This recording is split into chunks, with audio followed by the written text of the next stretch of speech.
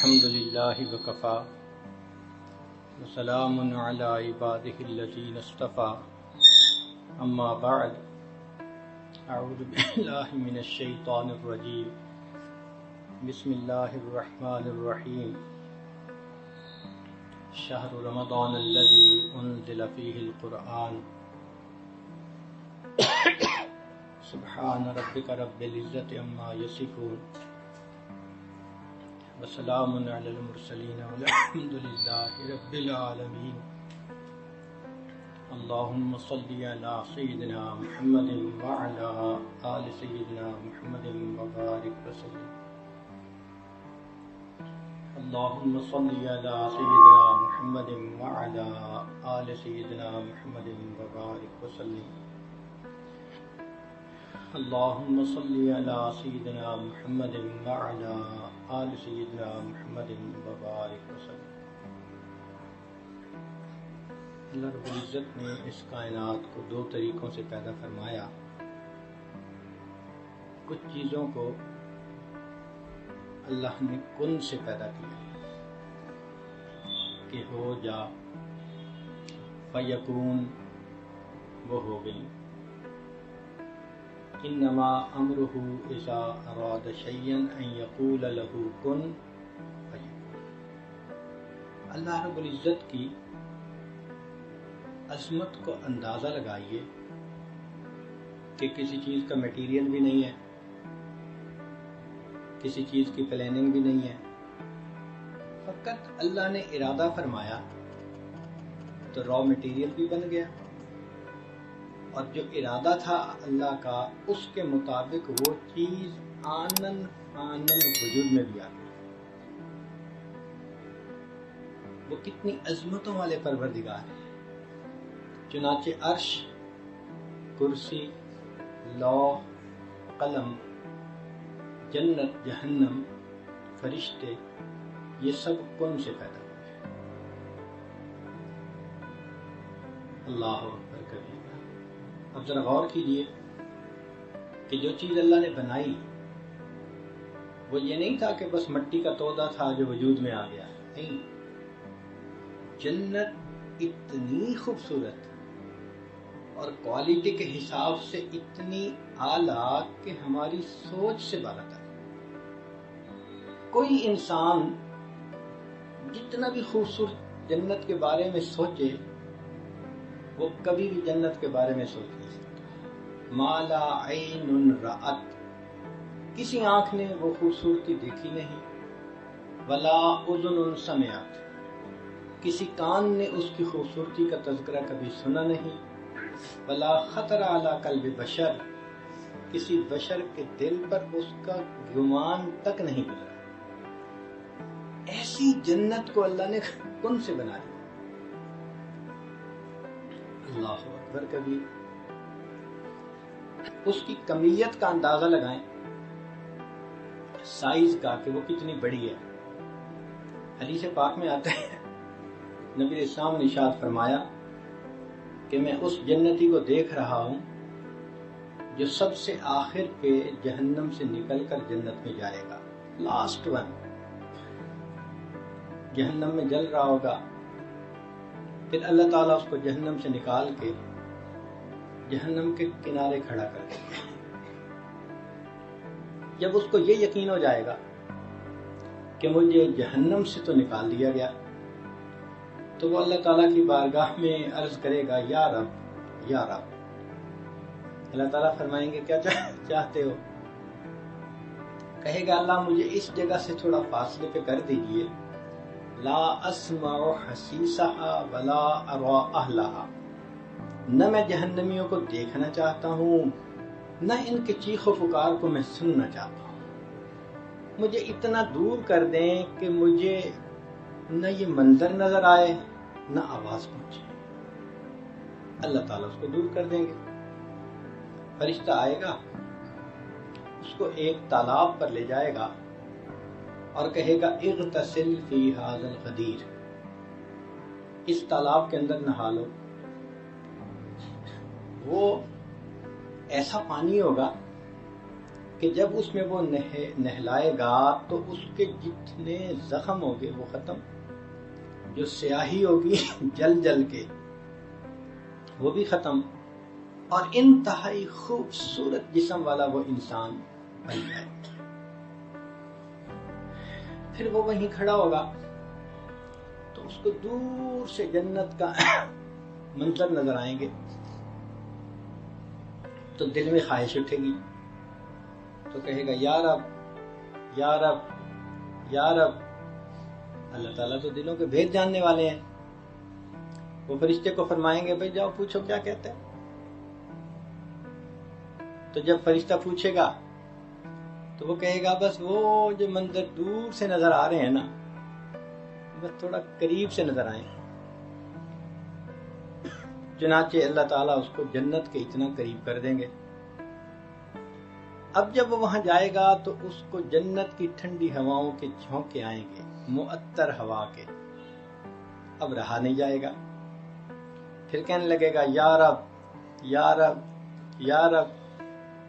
اللہ تعالیٰ فرشتوں کو فرمائیں گے میں جانتا ہوں جو اس کے دل میں ہے، تم ذرا پوچھو جا کے کہتا کیا ہے۔ یا اللہ بس اتنا دور سے ہوں، جنت کا دروازہ دیکھ رہا ہوں، ذرا قریب کر دیجئے۔ تو فرشتہ اس کو جنت کے دروازے کے قریب کر دے گا۔ اب وہاں پر اس کو جنت اور زیادہ واضح نظر آئے گی، معطر ٹھنڈی ہوائیں آئیں گی، تو پھر وہ کہنا شروع کرے گا یا رب یا رب یا رب۔ تو پھر فرشتہ پوچھے گا بھئی اب کیا چاہتے ہو؟ کہے گا بس میں اور کچھ نہیں کہتا، چونکہ 3-4 دفعہ پہلے کہہ چکا ہوگا نا، کہے گا بس میں کچھ نہیں کہتا، بس یا رب یا رب یا رب۔ تو اللہ تعالیٰ فرمائیں گے کہ مجھے معلوم ہے کہ تیرے من میں کیا ہے۔ تو فرشتے کو اللہ حکم فرمائیں گے کہ اس بندے کو جنت کے اندر داخل کر دو۔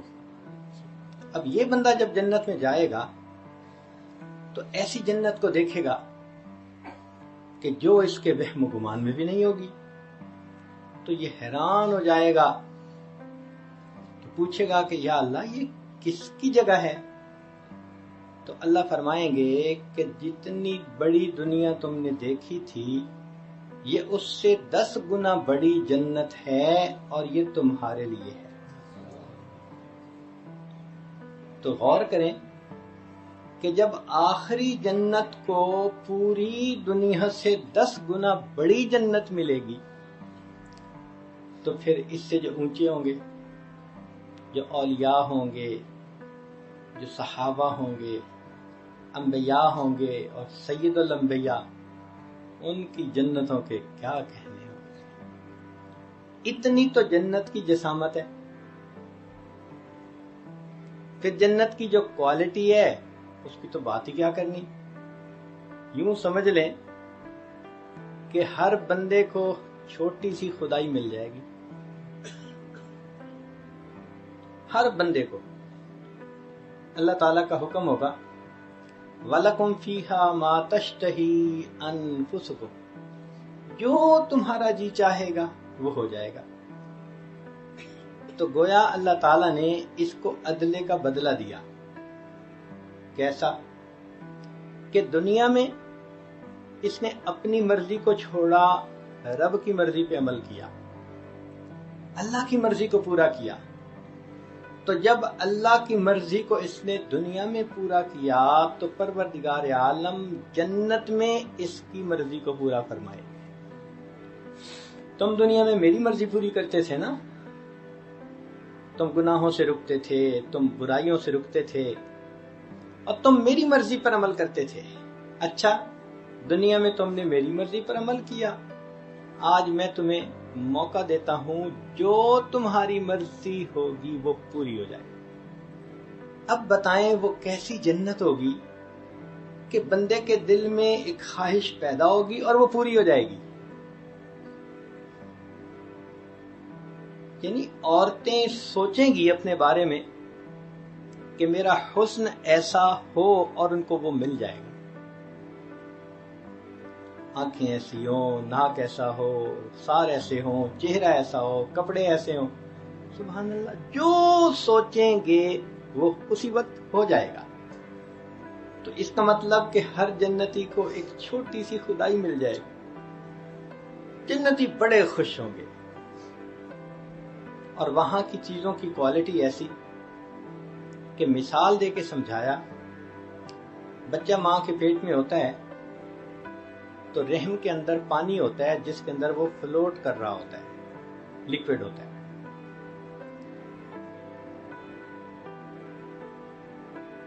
اسی لیے تو والدہ چلتی پھرتی کام کرتی ہے تو وہ شاک ابزاربر کا کام کرتا ہے۔ اگر یہ نہ ہوتا تو بچہ تو ماں کے بطن میں صحیح رہ ہی نہ سکتا۔ تو اللہ رب العزت نے اس کو اس لیکوڈ کے اندر فلوٹنگ بنا دیا۔ اور دوسرا کہ جب عورت امید سے ہوتی ہے تو اس کے ماہانہ ایام ختم ہو جاتے ہیں۔ کیوں؟ کہ اب وہی جو ایام والا خون تھا وہ اس کی غذا بنتا ہے۔ اب انسان اگر سوچے کہ بچپن میں ماں کے بطن میں ہم کیسی جگہ پر تھے کہ پیشاب تھا جس کے اندر ہم فلوٹ کر رہے تھے اور یہ ہماری غذا بن رہی تھی، تو بندے کو کراہت ہوتی ہے، نفرت آتی ہے۔ تو علماء نے لکھا جس طرح ماں کے پیٹ میں بچے کی غذا کے بارے میں سوچ کر نفرت آتی ہے، جنتی جب جنت میں دنیا کی غذاؤں کے بارے میں سوچے گا اس کو ایسے نفرت آیا گیا۔ اب آج یہ مرغ ہے، یہ بریانیاں ہیں، یہ میکڈونلڈ کے کھانے ہیں، یہ سوپ ہے، یہ فلاں ہے، یہ چائنیز ڈشیں ہیں، ہم کتنا انجوائے کرتے ہیں۔ مگر جنت کے کھانے کیا ہوں گے کہ اس جگہ پر بندہ جب دنیا کے کھانوں کے بارے میں سوچے گا تو ایسے کراہت ہوگی، اوہو ہم دنیا میں یہ کھاتے پھرے۔ تو ایسی کوانٹٹی اور ایسی کوالٹی، اور یہ پیدا کیسے ہوئی؟ فقط کن سے پیدا ہو گئی۔ اور پھر اس کی ایک وسعت کا اندازہ لگائیے کہ سارے جنتی جنت میں ہوں گے، لیکن اللہ تعالیٰ ان کے عملوں کے برابر ان کو درجے عطا کریں گے۔ وَلِكُلٍّ دَرَجَاتٌ مِّمَّا عَمِلُوا، ہر بندے کو اس کے عمل کے برابر درجہ ملے گا۔ اور یہ درجے کی اکاؤنٹیبلٹی اتنی مائنیوٹ ہوگی کہ روایت میں آتا ہے کہ دو بندوں کی زندگی کے اعمال بالکل ایک جیسے ہوں گے، اور ان میں ایک نے ایک مرتبہ سبحان اللہ زیادہ کہا ہوگا تو زیادہ کہنے والے کا درجہ اونچا ہوگا بنسبت دوسرے کے۔ ایک مرتبہ سبحان اللہ کا ڈیفرنس بھی وہاں فیل ہو سکے گا۔ یا اللہ، اس لیے حدیث پاک میں ہے کہ لن يتحسر اہل الجنہ، اہل جنت کو کسی بات پہ حسرت نہیں ہوگی سوائے دنیا میں گزرے ہوئے ان لمحات کے جو انہوں نے اللہ کی یاد کے بغیر گزارے ہوں گے، کہ کاش اس میں بھی ہم اگر اللہ کو یاد کر لیتے تو آج ہمارے درجے کتنے بڑے ہوتے۔ آج ہم سبحان اللہ کو معمولی سا عمل سمجھتے ہیں، اور چاہیں تو ایک دن میں ہزاروں مرتبہ سبحان اللہ پڑھ سکتے ہیں، مگر نہیں پڑھتے، وقت ضائع ہوتا ہے۔ ایک دفعہ سبحان اللہ کا فرق بھی جنتی کے درجے کو نیچے سے اوپر کر دے گا۔ اور پھر سب سے بڑی بات دیکھیے، اللہ تعالیٰ جنتیوں سے پوچھیں گے کہ کیا تم سب مجھ سے راضی ہو، تمہیں کچھ اور چاہیے؟ ہو کہیں کہ کچھ نہیں چاہیے۔ تو جب وہ کہیں گے کچھ نہیں چاہیے تو پھر اللہ تعالیٰ بالآخر فرمائیں گے اچھا میں تم سے راضی، آج کے بعد میں تم سے کبھی بھی ناراض نہیں ہوں گا۔ یہ خوشخبری سن کر جنتیوں کو جتنی خوشی ہوگی وہ جنت کی چیزوں کی لذتوں سے بھی زیادہ ہوگی، کہ ہمارا رب ہم سے راضی، اب وہ کبھی ناراض نہیں۔ یہ جنت جو اتنی تفاصیل اپنے اندر رکھتی ہے، یہ کیسے پیدا ہوئی؟ کن سے پیدا ہوئی۔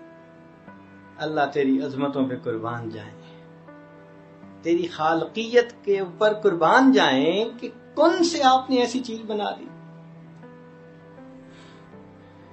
ایک دوسرا طریقہ مخلوق کو بنانے کا وہ ہے تدریجن بنانا۔ کیسے؟ آپ نے بیج ڈال دیا زمین میں تو وہ اگنا شروع ہوا، پھر پہلے پودا بنا، پھر پتے لگے، پھول لگے، پھر پھل لگے، پھر درخت بنتے اس کو 20-30 سال گزر جاتے ہیں۔ وہ 20-30 سال کے بعد بھرپور درخت نظر آتا ہے۔ درختوں کی عمریں تو بہت ہوتی ہیں، چنانچہ سائیکیڈ ایک درخت ہے، وہ 1000 سال کے اندر 1 میٹر اونچا ہوتا ہے۔ 1000 سال کے اندر 1 میٹر اونچا ہوتا ہے، اور دنیا میں ایسے درخت ہیں جو 10-10 میٹر جو ہے وہ اونچے ہیں، سائیکیڈ کے درخت ہیں، صدیوں پرانے درخت۔ تو ان کو اللہ تعالیٰ نے تدریجن پیدا کیا۔ اسی طرح انسان کی مثال کہ جب ماں کو امید لگتی ہے تو بچے کے پیدا ہونے میں 10 مہینے کا وقفہ ہوتا ہے۔ اس دوران اللہ تعالیٰ بچے کا جسم بنا دیتے ہیں اور پھر اس کی ولادت ہوتی ہے، مگر ولادت ہونے کے ساتھ ہی وہ کوئی کھانا نہیں کھانے لگ جاتا، دوڑنے نہیں لگ جاتا، وہ بچہ ہی ہوتا ہے۔ پھر اس کو جوان ہونے میں مزید 15 سال چاہیے، 15 سال کے بعد وہ جوان ہوتا ہے۔ تو یہ تدریجن جو سلسلہ ہے اس کو عالم خلق کہتے ہیں۔ چنانچہ عرش کے نیچے جو کچھ ہم دیکھتے ہیں، یہ زمین، یہ آسمان، چاند ستارے، حیوانات، پرندے، خشکی کی مخلوق، تری کی مخلوق، یہ ساری کی ساری مخلوق یہ اللہ تعالیٰ نے تدریجن پیدا کرا۔ اس لیے فرمایا خلق الارض فی یومین، زمین کو 2 دن میں پیدا کیا۔ ثم استوى الی السماء، پھر اللہ آسمان کی طرف متوجہ ہوئے، وہی دخان، اور یہ اس وقت دخان تھا۔ پھر اللہ تعالیٰ نے 6 دن میں زمین و آسمان کو مکمل کیا، یعنی زمین کے بنانے میں 2 دن اور زمین کے اندر انسانوں کی غذائیت کو رکھنے میں 4 دن لگے۔ وبارک فیہا فی 4 ایام۔ اللہ اکبر، کیا قدرت کی مہربانیاں ہیں کہ زمین کے اندر انسان کی ضروریات کو رکھنے میں 4 دن لگے۔ اب وہ دن 24 گھنٹے کے ایسے تو نہیں تھے جیسے آج ہمارے ہاں ہیں، اللہ کے ہاں تو سکیل کچھ اور ہی ہے۔ بہرحال 6 دن میں زمین کی پیدائش مکمل ہو گئی، اور اللہ کی شان دیکھو، آدم علیہ السلام سے لے کے آج تک millions and billions and trillions of لوگوں نے اسی زمین سے غذائیں حاصل کیں، اور اللہ کی جو رکھی ہوئی برکت ہے آج تک اس میں کمی تو نہیں آئی۔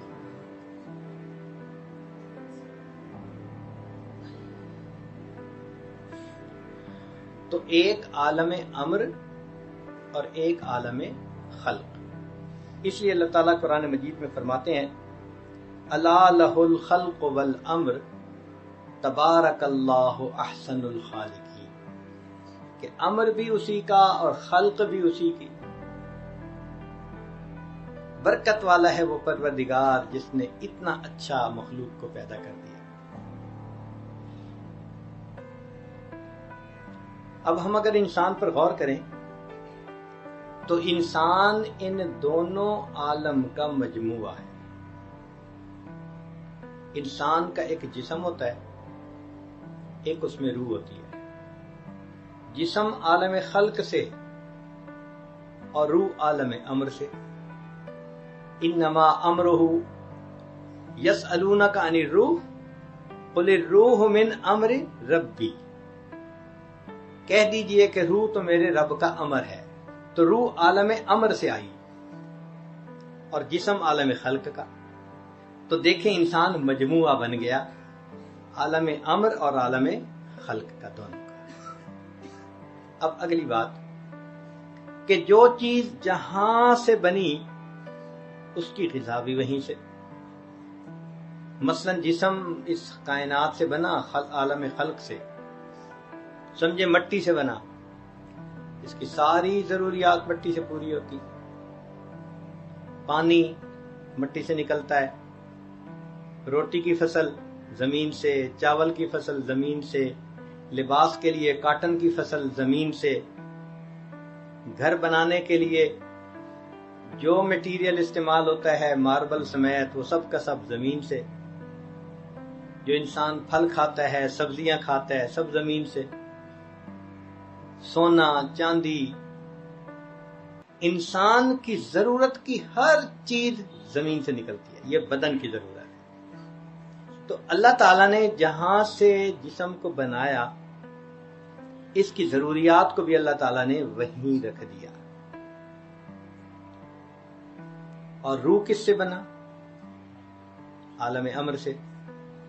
تو روح کی غذا وہ بھی عالم امر سے آتی ہے، عرش کے اوپر سے. اور وہ کیا چیز ہے؟ وہ نور ہے.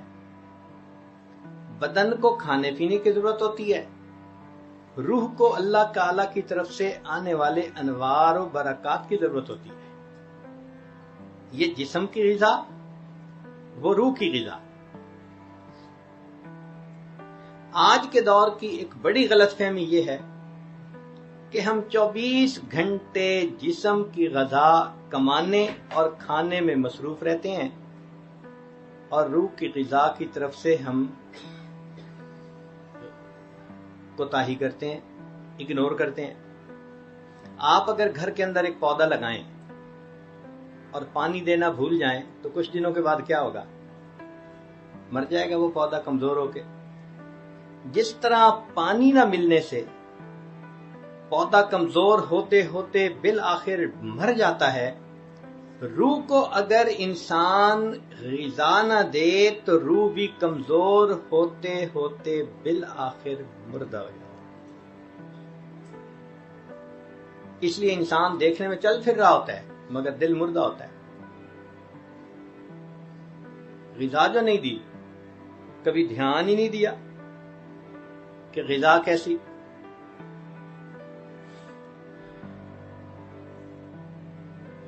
جب انسان کی روح کمزور ہو جاتی ہے تو اس کے اوپر نفسانیت غالب آ جاتی ہے. نفسانیت غالب آنے کا نتیجہ کیا ہوتا ہے کہ اعمال کرنے دشوار ہو جاتے ہیں. بندے کو بخار ہو جائے اور آپ اس کو کہیں کہ جناب یہ ذرا 20 کلو کا وزن سر پہ اٹھا کے فلاں جگہ پہنچاؤ، کہے گا بھئی مجھ سے تو نہیں پہنچائے جاتے، میں تو اٹھ کے بیٹھ نہیں سکتا. جس طرح جسمانی بیمار انسان بوجھ نہیں اٹھا سکتا، کام نہیں کر سکتا، اسی طرح جو روحانی بیمار ہو سکتا ہے وہ نیک اعمال نہیں کر سکتا. اور اس کی دلیل قرآن عظیم الشان میں سے اللہ تعالیٰ فرماتے ہیں نماز کے بارے میں وَإِنَّهَا لَكَبِيرَةٌ إِلَّا عَلَى الْخَاشِعِينَ، کہ سوائے خاشعین کہ یہ نماز بھاری ہوتی ہے، بوجھ ہوتا ہے اس کا پڑھنا. کتنے لوگ ہیں جو صبح وقت کہتے ہیں جی فجر میں اٹھنا بڑا مشکل، کس قدر تجھ پہ گراں صبح کی بیداری ہے، ہم سے کب پیار ہے ہاں نیند تمہیں پیاری ہے. ایسے بندے کے لیے نگاہ کا پرہیز مشکل، سچ بولنا مشکل، نمازیں پڑھنا مشکل، تلاوت کرنا مشکل، ہر اچھا کام کرنا اس کے لیے مشکل ہوتا ہے. یہ اس بات کی دلیل کہ یہ انسان روحانی طور پر بیمار ہے. اور ایسے لوگ پھر دین سے بیزار ہوتے ہیں. لکھے پڑھے ہوں گے، بڑا مطالعہ ہوگا مگر دین سے بیزار. دین ان کو پابندیاں نظر آتی ہیں اور دین ان کو سخت نظر آتا ہے اور مشکل نظر آتا ہے. کس وجہ سے؟ روح جو بیمار ہے. چنانچہ آپ غور کریں کہ آج کے دور میں ہم بیٹے کی شادی کسی لڑکی کے ساتھ کرتے ہیں تو ان کے جسم میچور ہوتے ہیں. خاوند کی عمر 22 سال اور بیوی کی عمر 20 سال. تو جسم تو میچور ہو گئے کیونکہ 20 سال ان کو کھانا ملتا رہا، غذا ملتی رہی، نورشمنٹ ملتی رہی، تو جسم پروان چڑھا.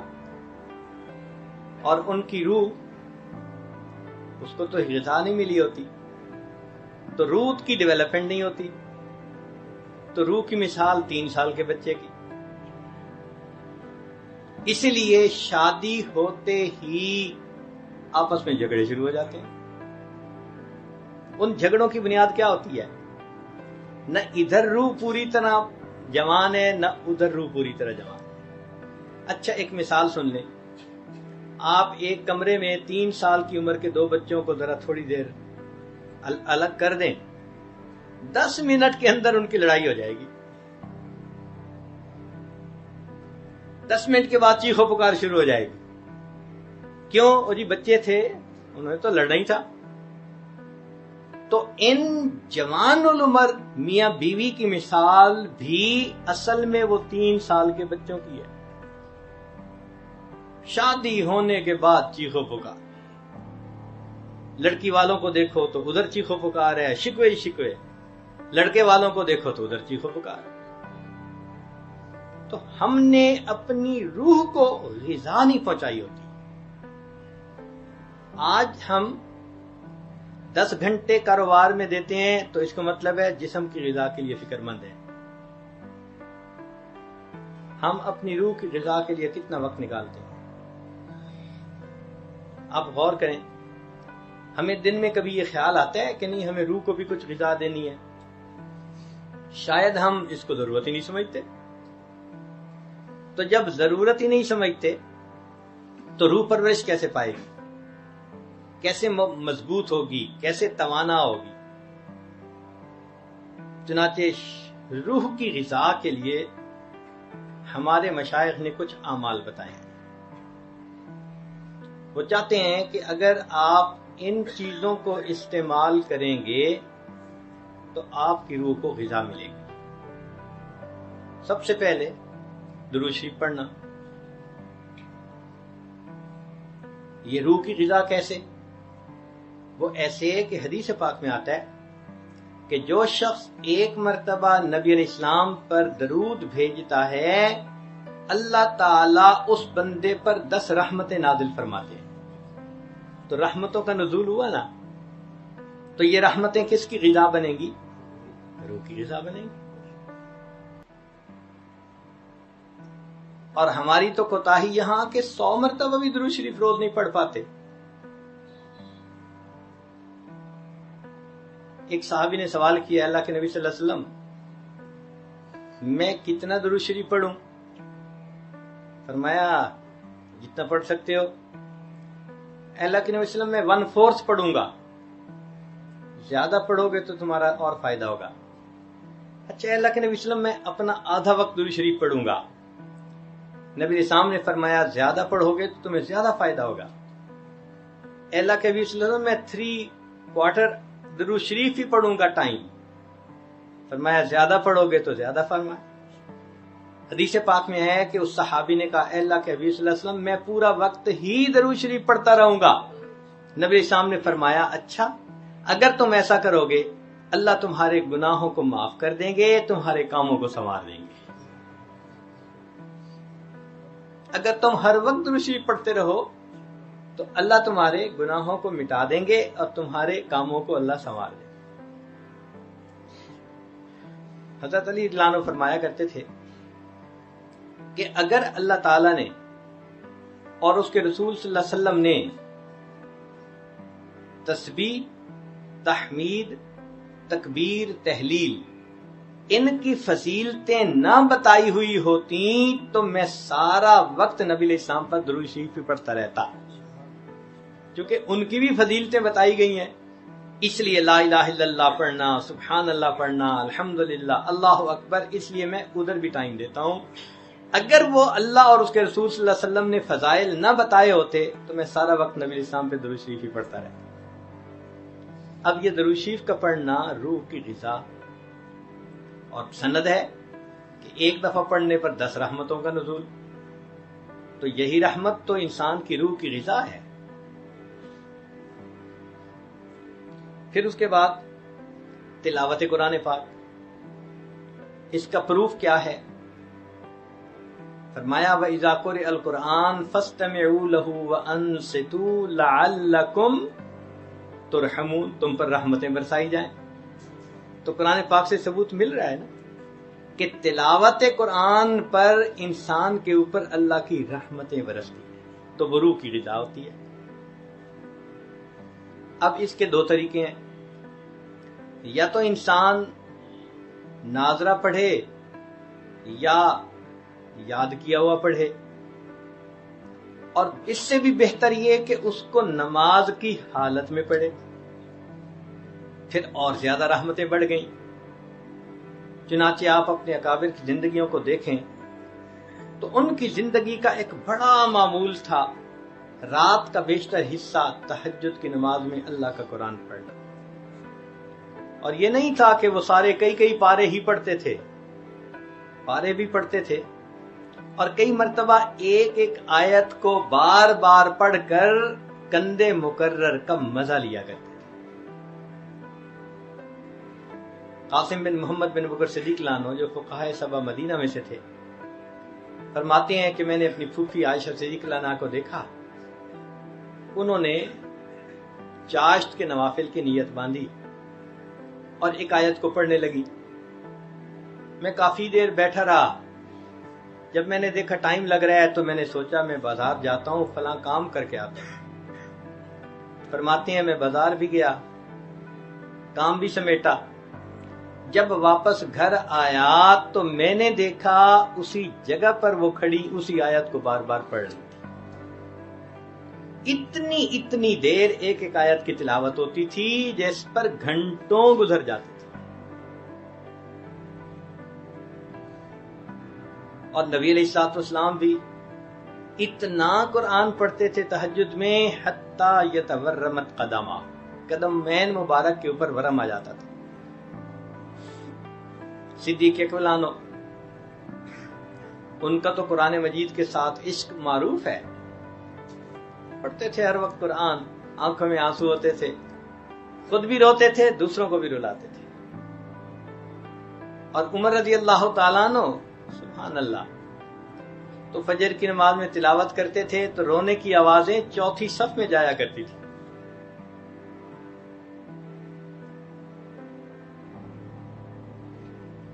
سیدنا امام اعظم ابو حنیفہ رحمۃ اللہ علیہ کے بارے میں لکھا ہے کہ 40 سال عشاء کے وضو سے فجر کی نماز کا معمول رہا۔ اب اس کا یہ مطلب نہیں کہ کبھی درمیان میں کچھ تبدیلی نہیں ہوئی، یہ تو عرف میں ایک بات کی جاتی ہے، اور جو بات عرف میں کی جائے اس کو اسی طرح قبول کرتے ہیں۔ اس کی مثال سن لیجئے، ایک بندہ پڑھتا ہے پھر کالج میں پڑھانے لگ جاتا ہے، حتیٰ کہ پڑھاتے پڑھاتے اس کی وہیں وفات ہو جاتی ہے، تو لوگ بات کرتے ہیں اور جی اس نے تو ساری زندگی بس پڑھنے پڑھانے میں ہی گزار دی۔ اب اس کا کیا مطلب؟ درمیان میں ایک دن بھی چھٹی نہیں ہوتی تھی۔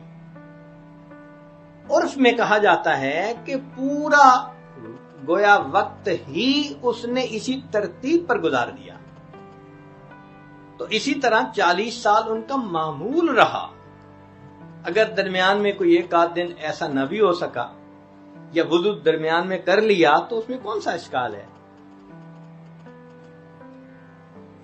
انسان عرف میں بات کر جاتا ہے۔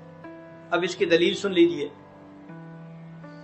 قرآن مجید میں ہے ملکہ بلقیس تھی وَأُوتِيَتْ مِنْ كُلِّ شَيْءٍ، ہر چیز اس کے پاس تھی۔ اب کل کے لفظ کو کوئی پکڑ کے بیٹھ جائے، جی اس کے پاس ریفریجریٹر تھا، اس کے پاس مرسیڈیز گاڑی تھی، جی کل کہا ہے قرآن نے۔ تو کہیں گے عقل کے اندھے، اس زمانے میں جو بادشاہوں کے پاس ہوتا تھا وہ سب کچھ تھا، اب کل کے اندر کیوں تفصیل لے کے بیٹھ گئے ہو کہ یہ تھا یہ تھا یہ تھا؟ تو عرف میں ایک بات کی جاتی ہے. تو اسی طرح یہ کہا کہ 40 سال عشاء کے وضو سے فجر کی نماز پڑھی، معمول تو رہا نا ان کا. خود امام شافعی رحمۃ اللہ علیہ فرماتے ہیں، میں مکہ مکرمہ سے مدینہ طیبہ گیا تو مجھے 16 دن لگے راستے میں، اور میں نے اس دوران 16 مرتبہ قرآن مجید کو مکمل پڑھ لیا. اتنا قرآن پاک پڑھا کرتے تھے.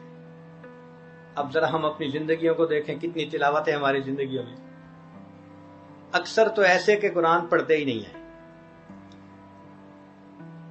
اکثریت کی زندگی میں قرآن کی تلاوت آج نہیں ہے، اور جو پڑھتے بھی ہیں تو وہ بھی پاؤ پڑھ لیا، آدھا پارا پڑھ لیا. مشکل سے ایسے لوگ ہوں گے جو ایک پارا پڑھتے ہوں. تو اس کا مطلب ہے کہ ہم اپنی روح کو غذا پہنچا ہی نہیں رہے. بھائی کھانا تو کھاتے ہیں دن میں 3 مرتبہ، اور اگر ایک دن کھانا نہ ملے، نہ ناشتہ، نہ دوپہر کا کھانا، نہ رات کا کھانا، تو اگلے دن اٹھتے ہوئے سر چکراتا ہے، کھڑا نہیں ہوا جاتا. تو ایک دن کے غذا کے ناغے پر اگر بدن کی کمزوری اتنی ہو گئی کہ چکر آتے ہیں، تو جس روح کو غذا ملی ہی نہیں، مہینوں کے حساب سے، سالوں کے حساب سے، اس روح کا کیا حال ہوگا؟ اس لیے اللہ تعالیٰ نے دن میں 5 وقت نماز متعین فرمائی کہ میرے بندوں کو دن میں 5 مرتبہ روحانی غذا ملنی چاہیے. جو 5 نمازیں پڑھتا ہے اس کی روح کو 5 مرتبہ نورشمنٹ مل جاتی ہے، اور انسان روحانی طور پر مضبوط محسوس کرتا ہے. پھر تیسری چیز اللہ کا ذکر، اس سے بھی نور اترتا ہے، اور اس کی دلیل قرآن عظیم الشان میں حدیث مبارکہ میں بھی ہے. نبی اسلام نے فرمایا جب کچھ لوگ اللہ کی یاد کے لیے اکٹھے ہوتے ہیں، نازلت علیہم السکینہ، ان پر سکینہ نازل ہوتی ہے. اور قرآن مجید میں سکینہ کا مطلب نور. فَأَنزَلَ اللَّهُ سَكِينَتَهُ عَلَى رَسُولِهِ وَعَلَى الْمُؤْمِنِينَ. تو سکینہ نور کو کہتے ہیں، برکت کو کہتے ہیں. تو یہ ذکر کرنے پر انسان کے اوپر سکینہ نازل ہوتی ہے. جتنی دیر ذکر کرتا رہے گا اتنی دیر روح کو غذا ملتی رہے گی، چاہے زبانی ذکر کرے یا چاہے قلبی ذکر کرے. اس لیے فرمایا کہ جب تم جنت کے باغوں میں جاؤ تو چر لیا کرو. صحابہ نے پوچھا جی جنت کے باغ کیا؟ فرمایا حلق الذکر، ذکر کے حلقے. تو معلوم ہوا کہ یہ جو ذکر کے حلقے ہیں ان پر اللہ کی طرف سے رحمتیں اترتی ہیں.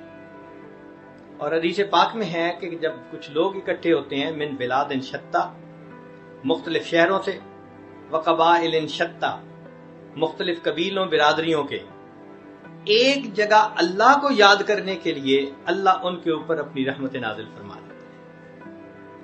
تو ذکر سے بھی انسان کی روح کو غذا ملتی ہے. اور ہم کتنا ذکر کرتے ہیں؟ پوچھو ذرا. ناشتے میں لگتا ہے آدھا گھنٹہ، اور دوپہر کے کھانے میں ماشاءاللہ 1 گھنٹہ، اور رات تو باہر کھانے کی عادت ہوتی ہے نا کئی لوگوں کو، تو لگاتے ہیں 2 گھنٹے. تو جہاں کھانے پہ 3 گھنٹے 24 میں سے لگا دیے، وہاں ذکر کے لیے کوئی کہتا ہے 5 منٹ، کوئی کہتا ہے جی 2 منٹ، کوئی کہتا ہے 10 منٹ. بھائی اگر کسی پرائمری بچے کو کہنا، پرائمری پڑھنے والے بچے کو کہ بچے تو نے 15 منٹ روزانہ پڑھنا ہے، وہ پرائمری امتحان میں پاس نہیں ہو سکتا، تو کیا 15 منٹ روزانہ مراقبہ کرنے والا ولایت کے امتحان میں پاس ہو جائے گا؟ اور نرسری کلاس میں 15 منٹ روز پڑھے اور پھر کتاب ہٹا لو اس سے، تو 15 منٹ پڑھ کے تو وہ نرسری میں پاس نہیں ہو سکتا. تو 15 منٹ مراقبے کر کے ہم کہاں ولایت کا نور پائیں گے؟ تو اس لیے ہمیں چاہیے کہ ہم ذکر زیادہ کریں. ہمارے مشائخ نے اس کا آسان طریقہ یہ بتا دیا کہ بھئی دیکھو تم ہر وقت بیٹھے تو نہیں رہ سکتے سب کام چھوڑ کے، تو اس کا بہترین طریقہ دست بکار دل بیار، ہاتھ کام کاج میں مشغول، دل اللہ کی یاد میں مشغول. تو تمہیں گھنٹوں وہ رحمت وہ نور اپنے دل میں جمع کرنے کا موقع مل جائے گا. یہ نغمہ فصل گلو لالا کا نہیں پابند، بہار ہو کے خزاں لا الہ الا اللہ. جو بھی ماحول ہو، جو بھی موسم ہو، جو بھی سیزن ہو، ہر حال میں لا الہ الا اللہ. اور اللہ تعالیٰ چاہتے ہیں کہ میرے بندے میری یاد میں زندگی گزاریں. شاعر نے لکھا، غضب کیا تیری یاد نے مجھے آ ستایا نماز میں. یعنی کہنا وہ یہ چاہتے ہیں کہ اللہ تعالیٰ میں نے نماز کی نیت باندھی تو میرا دل آپ کی طرف متوجہ ہو گیا. غضب کیا تیری یاد نے مجھے آ ستایا نماز میں، میرے وہ بھی سجدے ادا ہوئے جو قضا ہوئے تھے نماز میں. جو قضا ہوئے تھے وہ سجدے بھی ادا ہو گئے، اس لیے کہ آپ کی محبت سے جو میں نے نماز پڑھی. تو ہمیں بھی چاہیے کہ ہم ذکر کی کثرت کریں، چونکہ ذکر سے ذات کی محبت پیدا ہوتی ہے.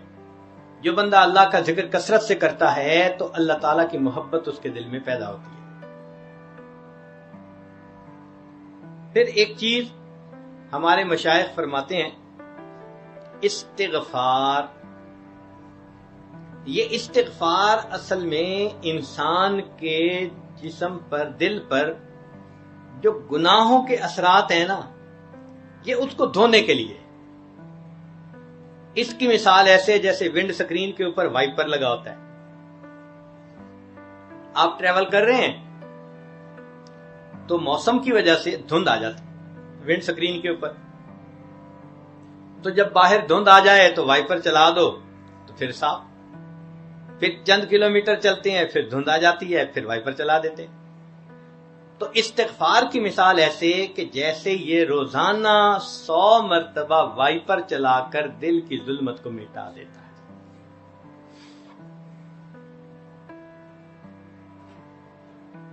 تو یہ اعمال دیکھنے میں تو ایسے ہیں جیسے بھئی نفلی کام ہے، لیکن اگر غور کریں تو یہ نفلی کام نہیں، یہ روح کی غذا ہے.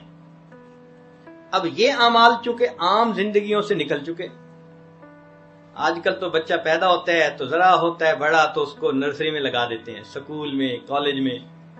تو سکول کالج جانے والے بچوں کو ان معمولات کا کیا پتا؟ جب وہ ان معمولات سے بالکل ناآشنا ہے، اس کا مطلب ان کی روح کو نورشمنٹ مل ہی نہیں رہی، نیوٹریشن مل ہی نہیں رہی. نتیجہ کیا ہوا؟ آپ سکول کالج کے بچوں کو دیکھیں، ان پر نفسانیت غالب ہوتی ہے، شہوات غالب ہیں، خواہشات غالب ہیں، ذرا سی بات پہ لڑنے کے لیے آمادہ ہو جاتے ہیں. یہ علامات ہیں کہ ان کی روح ابھی صحیح طرح پروان نہیں چڑھی. کئی مرتبہ جسمانی بیماریوں کا علاج دوا لینے میں ہوتا ہے، اور کئی مرتبہ اس کا طریقہ کار اور ہوتا ہے، اس کو کہتے ہیں شعاؤں سے علاج. جیسے کسی آدمی کو اگر کینسر ہو جائے تو شعاؤں سے علاج کرتے ہیں، اس کو ایکسپوز کرتے ہیں شعاؤں کے سامنے، تو اس سے اس کا کینسر وہ ختم ہو جاتا ہے، کنٹرول ہو جاتا ہے.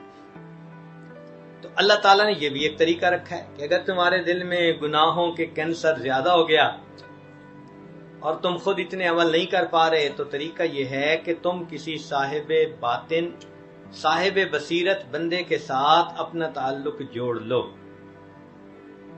جب تم کسی سے تعلق جوڑو گے تو اس کے قلب کی مثال ایسی ہی ہے جیسے شعائیں ڈالنے والا کوئی آلہ ہوتا ہے، وہ شعائیں ڈال کے گناہوں کو مٹا دیتا ہے.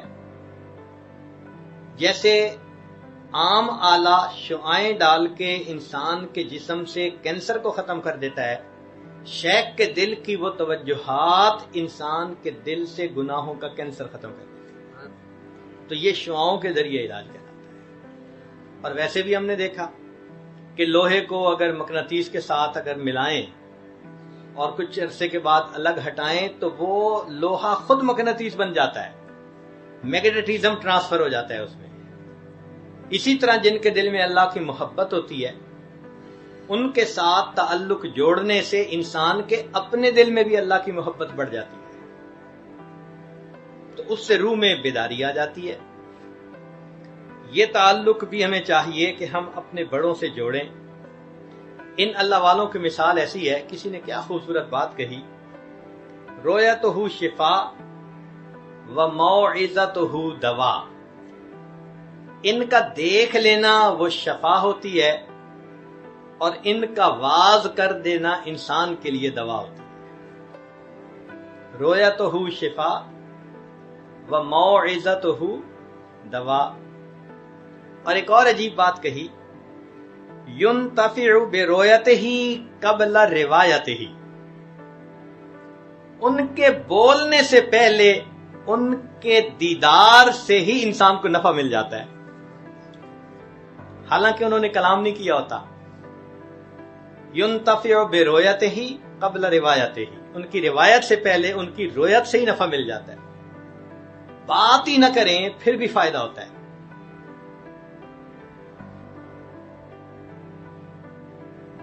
اسی لیے مولانا روم رحمۃ اللہ علیہ فرماتے ہیں، قال راب گزار مرد حال شو،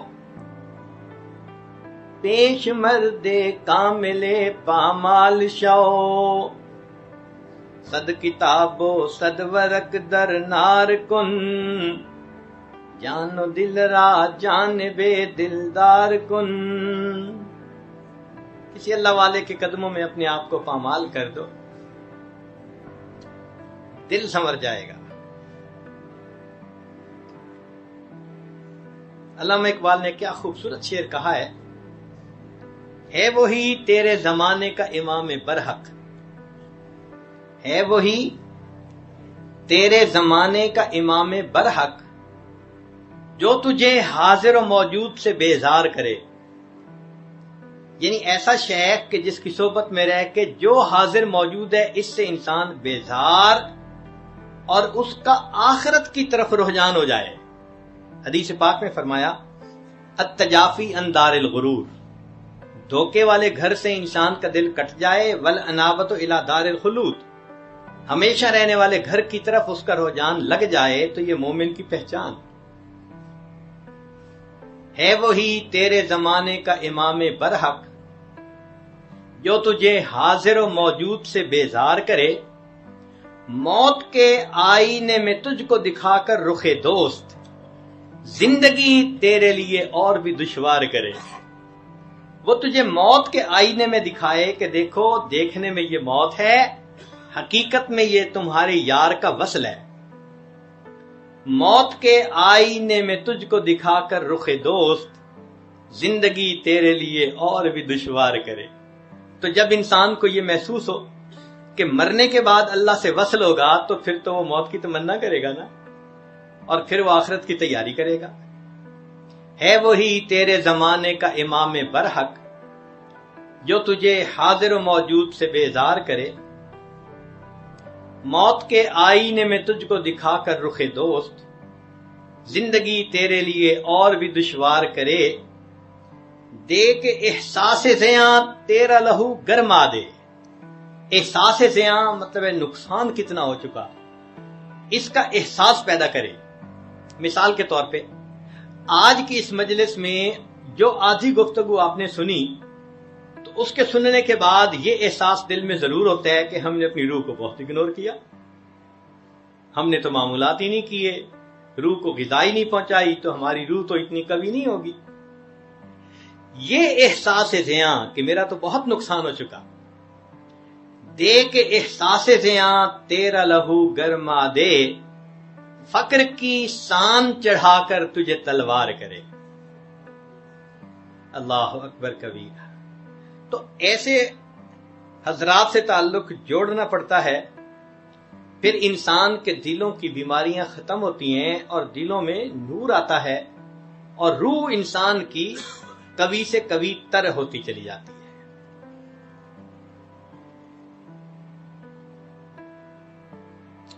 چھٹی بات جس سے کہ انسان کو روح کو غذا ملتی ہے وہ ہے روزے رکھنا۔ اب رمضان کا مہینہ قریب آ گیا۔ بھوکا رہنا اصل میں ملکوتی عمل ہے، ملائکہ کا عمل ہے۔ ملائکہ کھاتے پیتے نہیں ہیں، تو جب انسان بھوکا پیاسا رہتا ہے تو وہ ملکوتی عمل کرتا ہے، فرشتوں والا عمل کرتا ہے۔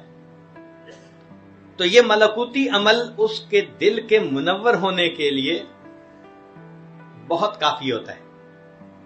چنانچہ رمضان المبارک رحمتوں کا مہینہ، رحمتوں کا خزینہ، ہر روزے پر انسان کی روح کو انوارات ملتے ہیں۔ اس لیے رمضان شروع ہوتے وقت اپنی حالت کو دیکھیں اور رمضان ختم ہونے کے بعد حالت کو دیکھیں، آپ کو خود اپنی روحانیت میں ایک بلندی نظر آئے گی۔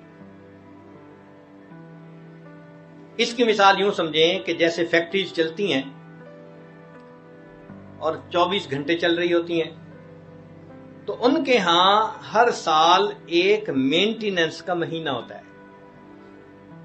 فرٹیلائزر فیکٹری، جی مینٹیننس کا مہینہ فلاں ہے، اس مہینے میں پورے پلانٹ کو بند کر دیتے ہیں اور پھر ہر موٹر کو کھول کے اس کے بیرنگ بدلتے ہیں، پمپ کو کھول کے اس میں ویئر ٹیئر ہوتی ہے تو حالات اس کے پرزے بدل دیتے ہیں، اس کو ٹھیک کر دیتے ہیں، گریس کر دیتے ہیں، حتیٰ کہ جب اچھی طرح مینٹیننس ہوتی ہے تو وہی مشین پھر دوبارہ 1 سال پھر چلنے کے لیے تیار ہو جاتی ہے۔ تو اللہ رب العزت نے انسان کی باطنی مینٹیننس کے لیے رمضان کا مہینہ بنا دیا۔ میرے بندو، تم پچھلے 11 مہینے جو گناہ کرتے رہے، تمہاری آنکھوں پہ اس کا اثر، زبان پہ اثر، دل پہ اثر، لہذا آؤ ذرا اس میں روزے رکھو اور دعائیں مانگو اور میرا قرآن سنو، سحری کرو گے، افطاری کرو گے، ہم سے مانگو گے تو ہم تمہارے جسم کے ان تمام زنگ کو ختم کر دیں گے اور ہم روحانی طور پر تمہیں ایک نئی زندگی پھر عطا کر دیں گے۔ چنانچہ رمضان مبارک کا مہینہ انسان کی روحانیت کی بلندی کے لیے بہت اہم ہے۔ آپ حیران ہوں گے، حدیث پاک میں ہے کہ نبی علیہ السلام اس مہینے کا انتظار فرماتے تھے۔ بھئی انتظار تو اسی چیز کا کرتے ہیں نا جو بہت قیمتی ہوتی ہے۔ دعا مانگتے تھے، اللہم بارک لنا فی رجب و شعبان و بلغنا رمضان، اللہ رجب اور شعبان میں برکت عطا فرما اور بخیریت رمضان تک پہنچا۔ جس مہینے کے آنے کی دعائیں مانگتے تھے اللہ کے حبیب صلی اللہ علیہ وسلم، وہ مہینہ کتنا بابرکت مہینہ ہوگا۔ سیدہ صدیقہ لانا فرماتی ہیں، جب رمضان آتا تھا تو نبی علیہ السلام کے اندر میں 3 تبدیلیاں محسوس کرتی تھی۔ پہلی تبدیلی کہ اللہ کے حبیب صلی اللہ علیہ وسلم دعا میں بہت خشوع فرماتے تھے، بہت رو رو کے دعائیں مانگتے تھے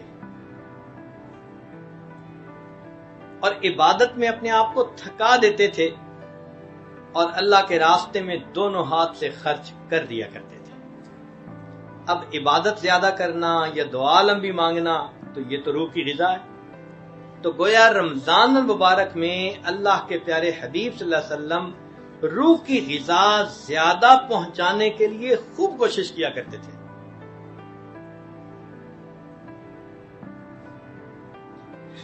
اسی لیے روزے دار کی دعا افطار کے وقت قبول ہوتی ہے۔ تو ہم روز افطار کے وقت دعا مانگیں کہ اللہ ہم باطنی طور پر کمزور ہیں، ہماری کمزوری کو قوت میں تبدیل فرما دے، ہماری روحانی بیماریوں کو ختم کر دے، بد نظری سے بچا لے، جھوٹ سے بچا لے، غیبت سے، حسد سے، کبر سے، عجب سے، جو بیماریاں ہیں ان سے بچنے کی دعا مانگیں۔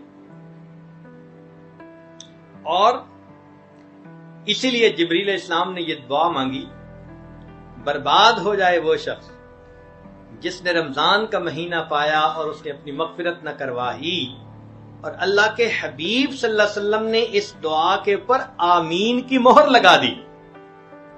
ماں بچے کو کبھی بد دعا نہیں دیتی، تو جو اللہ کے حبیب صلی اللہ علیہ وسلم ماں سے بھی زیادہ اپنے امتی سے محبت کرنے والے ہوں، وہ کیسے بد دعا دے سکتے ہیں؟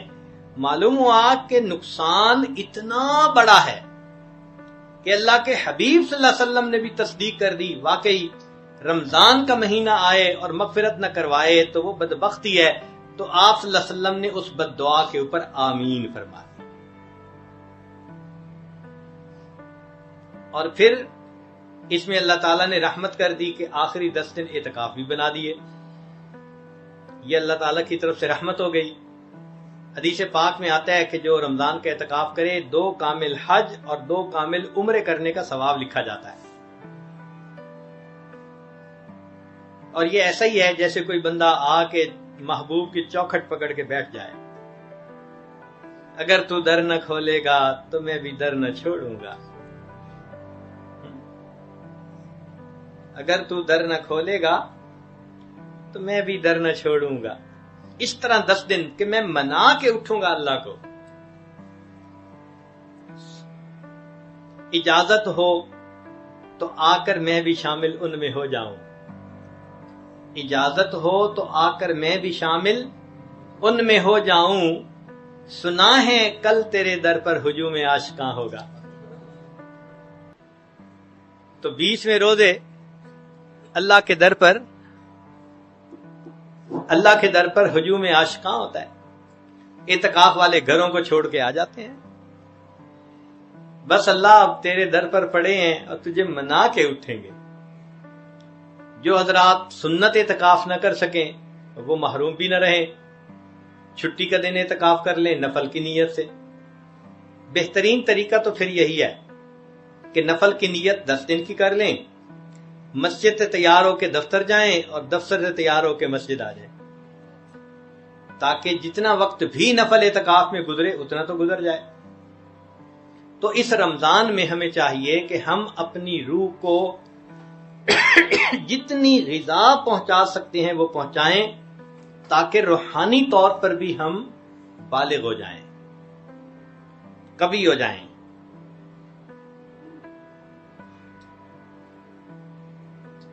آٹھویں چیز جس سے کہ انسان کی روح کو غذا ملتی ہے وہ ہے دعا،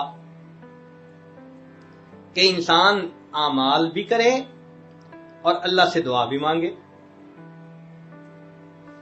جب دعا مانگتا ہے تو اللہ تعالیٰ انسان پر رحمت برساتے ہیں اور اس کے ایمان کو کامل کر دیتے ہیں۔ اسی لیے قیامت کے دن منافقین اور منافقات جب دیکھیں گے کہ ان کے تو سروں کے اوپر روشنی نہیں ہے، جبکہ ایمان والوں کے پاس روشنی ہوگی، تو وہ کہیں گے انظرونا نقتبس من نورکم، ہماری طرف بھی ذرا توجہ کریں پلیز، ہم بھی آپ کی روشنی سے فائدہ اٹھائیں۔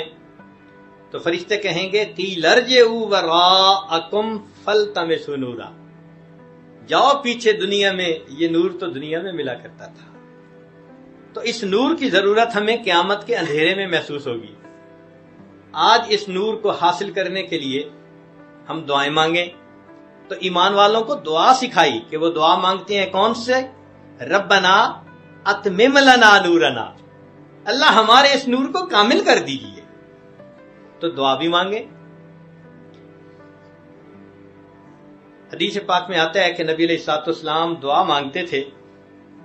اب ذرا اس دعا کو سن لیجئے کہ آپ صلی اللہ علیہ وسلم کو اس روحانی غذا کی کتنی فکر تھی کہ آپ دعا مانگتے تھے۔ فجر کی سنتیں پڑھ کر جب مسجد میں جاتے تھے تو راستے میں یہ دعا مانگتے تھے، اللہم اجعل فی قلبی نورا وفی بصری نورا وفی سمعی نورا وعن یمینی نورا وعن شمالی نورا ومن خلفی نورا ومن امامی نورا وجعل لی نورا، اللہ مجھے ہی نور بنا دیجئے، وفی اسبی نورا وفی لحمی نورا وفی دمی نورا وفی شعری نورا وفی بشری نورا وفی لسانی نورا وجعل فی نفسی نورا، میرے نفس کے اندر اللہ نور پیدا کر دیجئے، وَعَزِمْ لِي نورا، اللہ میرے نور کو بڑھا کر دیجئے،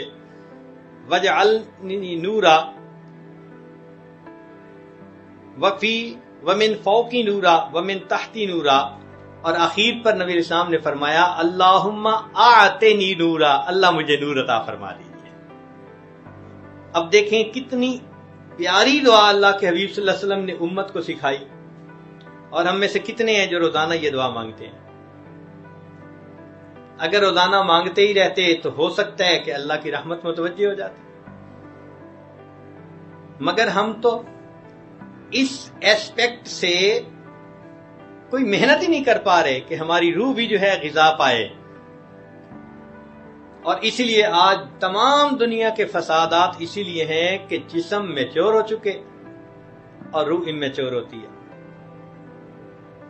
تو روح کی غذا کے لیے بھی ہمیں کوشش کرنی چاہیے، بلکہ یہ صرف رمضان کا مہینہ ہی نہیں روزے میں گزارنا، یہ تو مشق ہے ایک مہینے کی، حقیقت میں تو پوری زندگی ہی روزے کی طرح گزارنی ہے۔ ہمارے بزرگوں نے ایک فکرے میں بات سمجھا دی، فرمایا الدنیا یوم ولنا فیہا صوم، دنیا ایک دن کی ہے اور ہم نے اس ایک دن میں روزہ رکھا ہوا ہے۔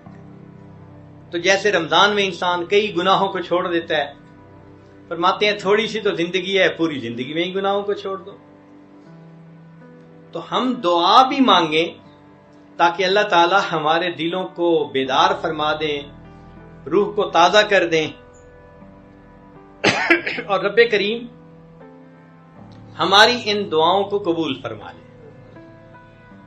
آج عبادت کر لیں گے، محنت کر لیں گے، اس کا نتیجہ کل قیامت کے دن اپنی آنکھوں سے دیکھیں گے، اور اگر غفلت برتیں گے تو پھر جیسے ہی اس دنیا سے آنکھیں بند ہوگی، انسان کو اس وقت اپنے نقصان کا احساس ہوگا کہ میں کتنا بڑا نقصان کر بیٹھا، اس دنیا کے اندر میں نے تیاری کوئی نہ کی۔ اس کی مثال یوں سمجھیں کہ ماں کا پیٹ بچے کے آرگن ڈیولپ ہونے کی جگہ ہے، اگر کوئی آرگن ادھر ڈیولپ نہ ہو تو باہر آ کے ڈیولپ نہیں ہو سکتا۔ مثلا ایک بچہ ماں کے پیٹ سے اندھا پیدا ہوتا ہے، اب دنیا کا کوئی ڈاکٹر اس کو بینائی نہیں لا کے دے سکتا، یا کسی کی 5 انگلیاں نہ بنی تو دنیا میں آ کے انگلیاں بن نہیں سکتی، کہ جی ماں کا پیٹ اعضاء بننے کی جگہ تھی، وہاں نہیں بنا تو یہاں کیسے؟ اسی طرح یہ زمین و آسمان کا پیٹ ہماری روح کے سنورنے کی جگہ ہے، روحانی طور پر پرورش پانے کی جگہ ہے۔ اگر ہم یہاں رہتے ہوئے اپنے اندر اس نور کو پیدا نہیں کریں گے تو پھر مرنے کے بعد یہ نور ہمارے اندر کبھی پیدا نہیں ہو سکتا، پھر ہم حسرت کریں گے کہ کاش ہم نے اپنی روح کے لیے بھی کچھ کیا ہوتا۔ وہاں جا کے اس کی قدر و قیمت سمجھ میں آئے گی۔ اللہ اکبر کبیرہ، آپ حیران ہوں گے، تفسیر روح البیان میں مفسر نے لکھا ہے کہ 10 جانور جنت میں جائیں گے، 10 جانور جنت میں جائیں گے، ان میں ایک بقرہ موسیٰ علیہ السلام والی گائے جس کو ذبح کرنے کا حکم دیا گیا، ان تذبحوا بقرہ، تو اس کو اللہ تعالیٰ جنت عطا کریں گے۔ دوسرا یونس علیہ السلام کی حوت، وہ مچھلی جس نے یونس علیہ السلام کو اپنے پیٹ میں لے لیا تھا، اس کو بھی اللہ جنت عطا فرمائیں گے۔ الکبش اسماعیل، اسماعیل علیہ السلام کی جگہ جو مینڈا ذبح ہوا اس کو بھی جنت ملے گی۔ اجل ابراہیم،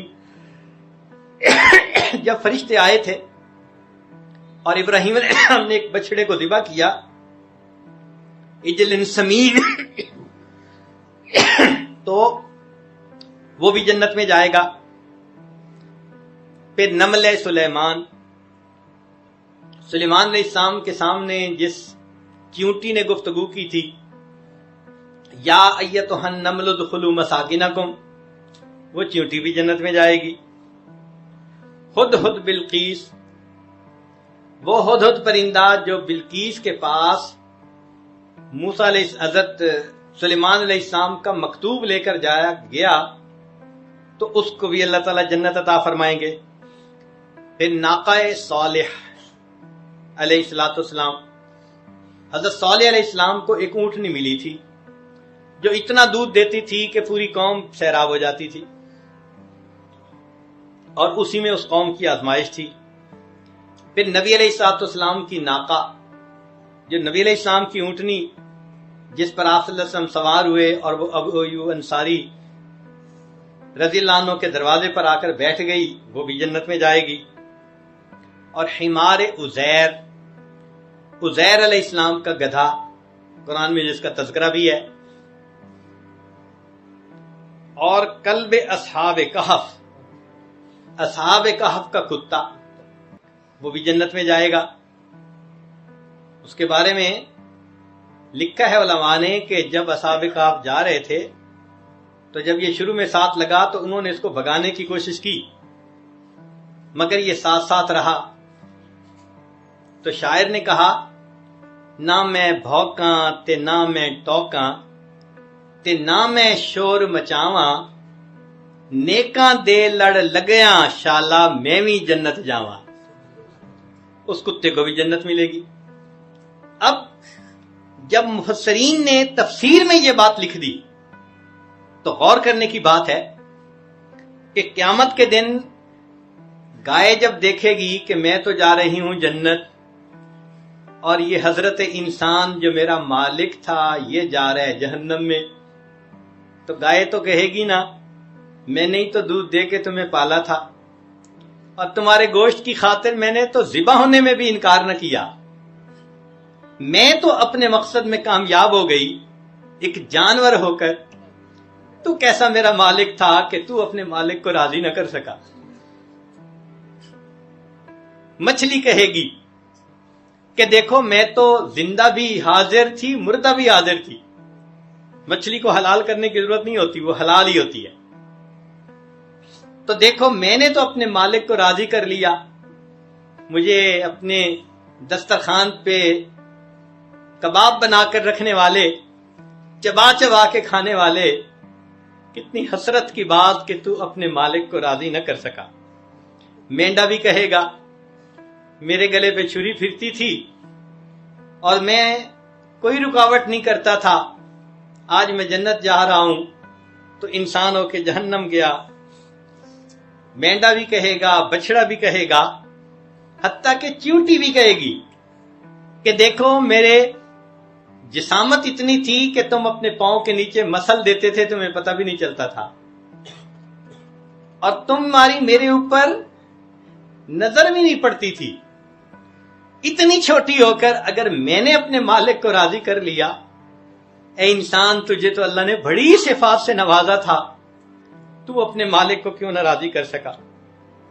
ہدہد پرندہ کہے گا، میں نے اپنے رب کو راضی کیا، جنت مل گئی، اے انسان کاش تو بھی اپنے رب کو راضی کر لیتا۔ اونٹنی کہے گی کہ دیکھو ہم نے اپنے رب کو راضی کر لیا، تم اپنے رب کو راضی نہ کر سکے۔ اور عجیب بات تو یہ ہے کہ گدھا بھی اس دن انسان کو دیکھ کر کہے گا، اے انسان تو مجھے نفرت کی نظر سے دیکھتا تھا، تو مجھے گدھا کہتا تھا، میرا نام دنیا میں گالی بن گیا تھا، جس سے ناپسندگی کا اظہار کرنا چاہتا تو اسے گدھا کہا کرتا تھا، تو جتنا بوجھ ڈالتا تھا میں نے کبھی انکار نہ کیا، میں نے گدھے ہو کے رب کو راضی کر لیا، تو نے انسان ہو کے رب کو راضی نہ کیا، تو گدھی سے بھی گیا گزرا بنا، اور پھر کتا بھی تو ہوگا۔